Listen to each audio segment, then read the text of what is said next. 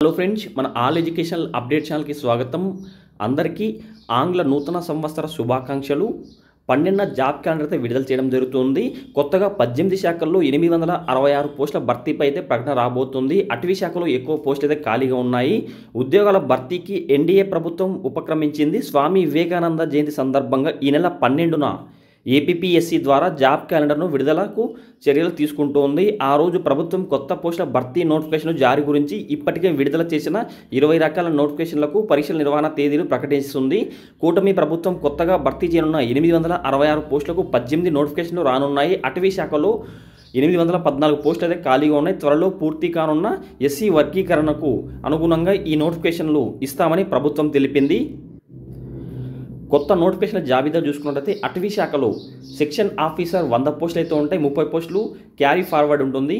Beat officer and assistant ఆఫీసర్లు 691, carry forward 141 అటవీ శాఖ.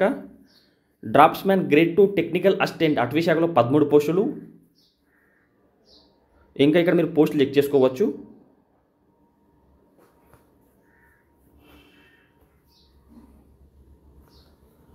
Assistant inspector 3, horticulture officer 2, technical assistant 4.